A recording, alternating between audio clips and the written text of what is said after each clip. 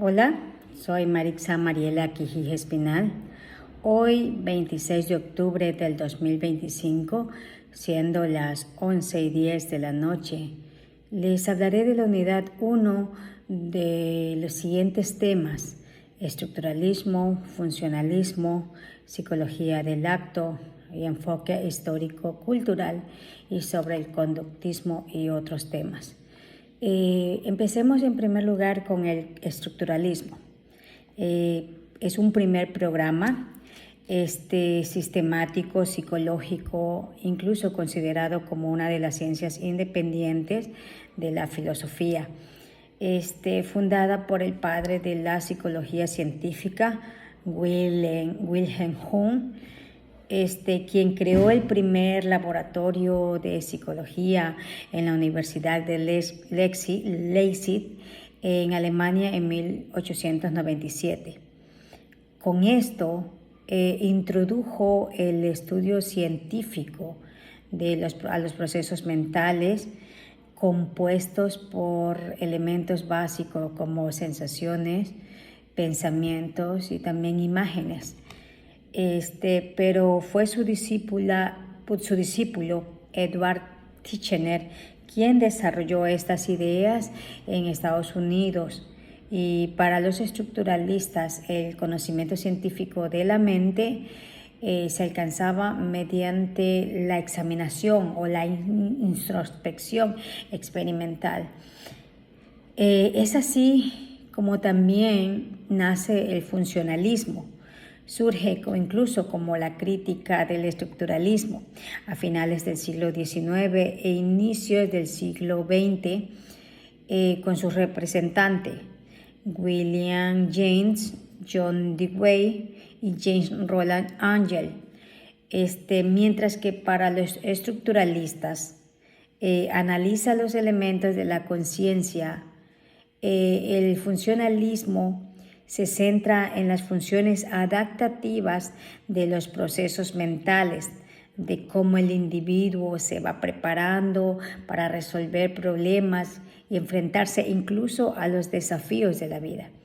También sus aportaciones ayudaron en el campo laboral, clínica, en el educativo, incluso también en el social. También se asientan bases para el estudio sistemático observable y representa un avance hacia la psicología moderna, pero desde otro ámbito de la crítica. No utilizó métodos sistemáticos, lo que conlleva a poco fiable. Empezó a ser una duda incluso para otros psicólogos. Y aquí continuamos de esta manera con la psicología del acto. En sí, la psicología del acto, junto con su mayor representante y filósofo y psicólogo Frank Brentano, él consideraba que incluso que la mente no era solo un contenido, sino también actos intencionales como el percibir, incluso el recordar, imaginarnos incluso, y todo esto va dirigido hacia un objeto, ya sea que esté real o imaginario. Incluso se destacan actos más o menos como empezar a juzgar, a recordar, a imaginar los elementos fundamentales para entender a la mente. Y aunque la psicología del acto no ofreció métodos experimentales, esta también aportó para el desarrollo de la psicología moderna.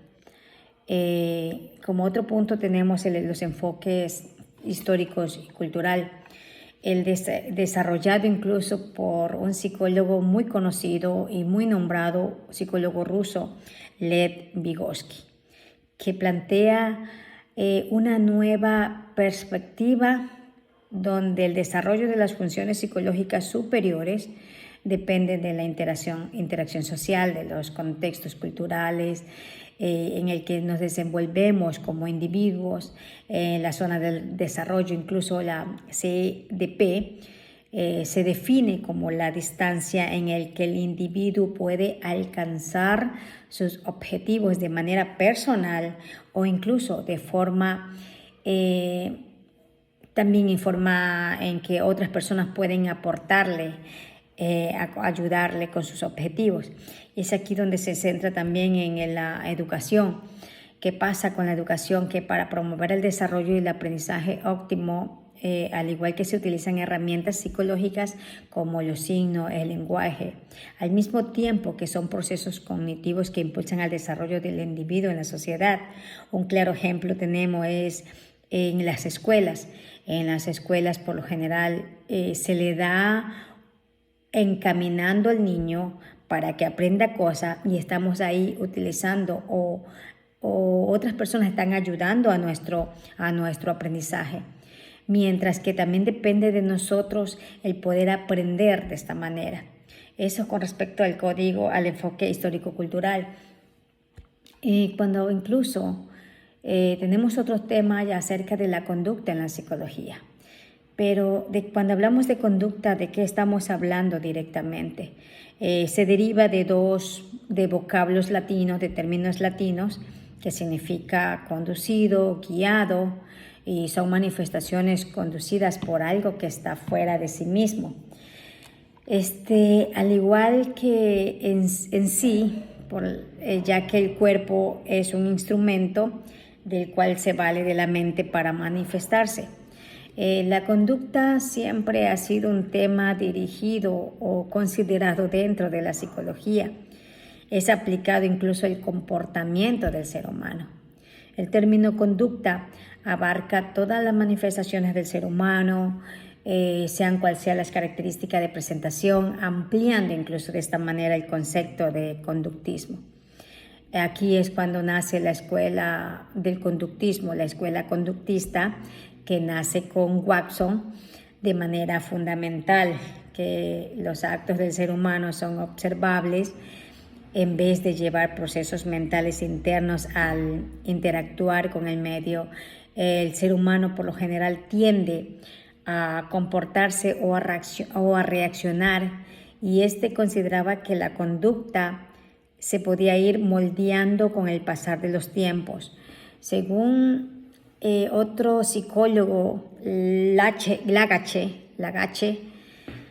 que la conducta del ser humano son conjuntos de factores como la manera de proceder, incluso de hablar, de la forma como uno piensa. O sea, todo lo que está a nuestro alrededor está influyendo. Al concluir sobre este tema principal del estudio de la psicología y de las escuelas, tomamos en consideración que muchos de los conductistas hicieron que consideráramos un poco lo que es a nuestro alrededor, nuestra cultura, aprendiéramos de las cosas que están a nuestro alrededor y con la ayuda de muchas personas también. ¿Qué es el psicólogo? En muchas ocasiones vemos o nombramos la palabra psicólogo, pero ¿qué es un psicólogo? En sí también es un especialista en la salud mental que trabaja directamente en el campo de la psicología para tratar el comportamiento humano incluso, y aplica diferentes tipos de métodos, ya sean teóricos y prácticos, para tratar de entender los pensamientos, sentimientos y compartimientos, y poder compartir con las personas muchas anécdotas que suelen tener personas que recurren a los psicólogos. Los rusos incluso contribuyeron al desarrollo del conductismo, ya que el psicólogo el psicólogo en sí es el especialista en la salud mental, y aquí hablamos un poco acerca de los conductistas. Los rusos incluso contribuyeron al desarrollo del conductismo y de la terapia de conducta. Al inicio investigaron sobre la neurofisiología, pero a medida que se hacían los estudios determinaron que la conducta se basa en la parte del medio social y cultural de las personas.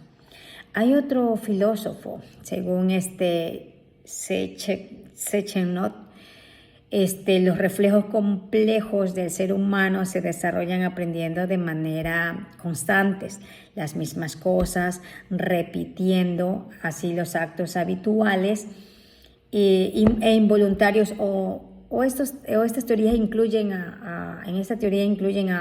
en Pavlov o Bechterev. Tanto así, Pavlov, cuando estudia los reflejos y se interesa en comprender la actividad cerebral y por ende la conducta.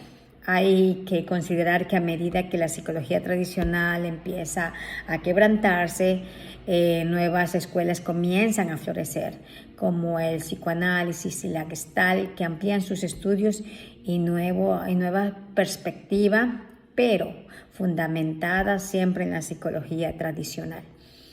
De la terapia del lenguaje. Terapia del lenguaje es un tipo de psicoterapia que incluso modifica los patrones de comportamientos para mejorar el estado físico o el estado físico y mental del ser humano, pero ha tenido cambios. Al inicio se centra en aplicar el aprendizaje y problemas clínicos, pero luego integrar enfoques cognitivos, sociales, pero en la práctica clínica se suele guiar por la eficacia y la efectividad considerando una evidencia empírica.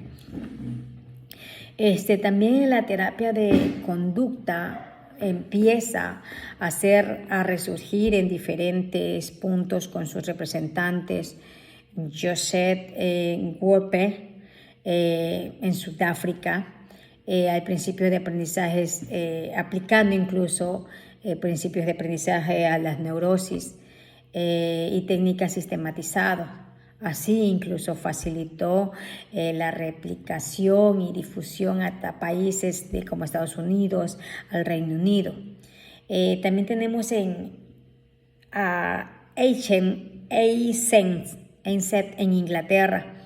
De manera independiente, aplicó principios de la terapia de conducta a problemas como la neurosis y fobia, caracterizados por tratamientos rigurosos y su enfoque a la psicopatología y la personalidad. Skinner también en Estados Unidos. Marca el inicio del movimiento terapéutico, enfatizando el análisis de la conducta en problemas sociales, clínicos, como también en el área de la educación y comportamiento infantil. Y hay que tomar en cuenta también aquí que es Skinner que toma en consideración el comportamiento infantil. Los terapeutas de conducta tenían en común su enfoque al inicio, a aplicar de manera clínica su investigación en aprendizaje, pero después se reconoció que la terapia de conducta no solo debía valerse en la psicología del aprendizaje, sino más bien también abarcar otras áreas como el aprendizaje social y enfoques cognitivos. Y fue Bandura, quien introdujo que el aprendizaje también se hace de forma observando a otros, lo que conllevó al desarrollo de técnicas de modelado y autocontrol en terapia, de igual que se reconoció que los elementos cognitivos son cruciales en la conducta y el tratamiento ha sido importante en problemas psicológicos.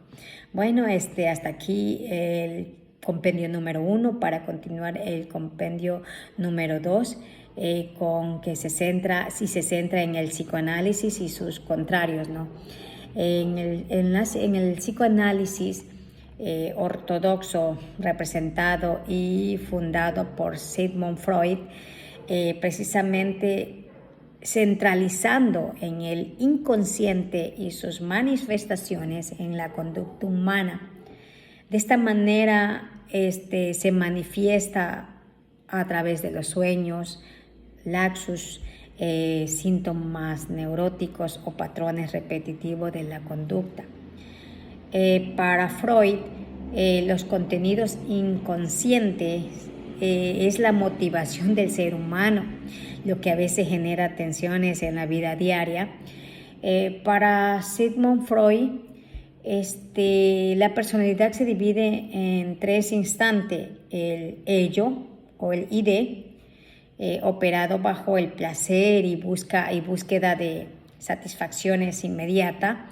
También tenemos el yo o el ego, también considerado ego, la parte racional del ser humano, que intenta incluso equilibrar la necesidad internas y externas. Otro punto es el superyo o el superego, que representa la conciencia moral y ética y controla incluso los impulsos del ello y guía la conducta. Además, utilizó técnicas terapéuticas como la asociación libre, que ayuda incluso al paciente a expresar sin tapujos, sin censura, permitiendo que surjan incluso contenidos de la vida de manera inconsciente. Otro tema que toma aquí en cuenta es el análisis del sueño, que es el camino real hacia la inconsciente, incluso permitiéndole interpretar los sueños. Y por último tenemos interpretación de actos fallidos, que son palabras que de manera errónea a veces uno comenta o sin querer se expresó, sin querer lo pensó y lo dijo. Eso hace que sea una interpretación de actos fallidos de manera inconsciente. Muchos teóricos incluso han cuestionado a Freud por su enfoque excesivo a la sexualidad y falta de evidencia empírica. Pero hay que tomar en cuenta también que sus conceptos siguen siendo fundamentales para la psicología clínica y psicoterapéutica. Otro tema es el conductismo y sus teorías del aprendizaje, temas importantes para la comprensión del aprendizaje del ser humano. Por lo general, el conductismo se centra en el aprendizaje a través de estímulos y respuestas, observando, y también se caracteriza por el esfuerzo repetitivo de la información, mientras que el cognitivo procede a esa información a través de procesos mentales como la atención, la percepción, la memoria y el pensamiento. La ciencia cognitiva está marcada por el desarrollo de las computadoras modernas, lo que ha sentado las bases para la inteligencia artificial y la teoría de la información. También se introdujo que las neuronas se activan y se desactivan. Según Varela, la historia de la ciencia cognitiva se divide en algunas etapas: la cibernética, la etapa del cognitivismo clásico, la etapa del conexionismo. Y es que aquí empezamos con la época internautica, que abarca los años de entre 1940 a 1955, donde aparecen herramientas y teorías principales para el desarrollo. Aquí se empezaron a construir computadoras y da inicio a la inteligencia artificial, y se conoce la idea de que ya las neuronas son una especie de dispositivos que pueden activarse o desactivar, y que hay que ir poco a poco dándole como una especie de alimentación para que sigan continuando las neuronas, y que las neuronas se conectan entre sí, y a través de esas conexiones realizan operaciones lógicas que se ven reflejadas en nuestro medio o donde nosotros nos podemos expresar. Aquí empieza también el objetivo del conductismo, y a la vez su gran problema fue tratar de dar cuenta de los fenómenos mentales sin requerir de la mente, pues no pudo deshacerse completamente de ella. Según el conductismo tradicional, las conductas complejas podían entenderse de esta manera a partir del encadenamiento de estímulos y respuestas. O sea, hace y tú provocas, haces y reaccionas. Y de esa manera se llegó a comenzar a plantear la existencia de funciones centrales encargadas de planear y coordinar conjuntos de acciones, además de que se introdujeron variables intermediables entre el estímulo y la respuesta. También inclusive tenemos que los teóricos de esta nueva perspectiva conductista carecían de un lenguaje apropiado para estudiar y trabajar con los procesos mediadores o situaciones más o menos remediadas con la llegada del procesamiento de información. Tenemos la etapa del conductismo clásico, que se consideraba que todos los sistemas de procesamiento de información, incluidos los humanos, siguen los mismos principios. Que la mente se conceptualiza más o menos como una especie de software que opera sobre símbolos y representaciones. Y por último también tenemos la crítica del cognitivismo clásico. Se cuestiona la idea de que los sistemas cognitivos elaboran representaciones del mundo, se critica, incluso la crítica se centra en el procesamiento de la información que se realizó de una forma de símbolo. Eso no pierde incluso no sobre su significado. También tenemos la etapa del conexionismo, que se critica al cognitivismo clásico por su enfoque secuencial y la falta de un procesador central en el cerebro.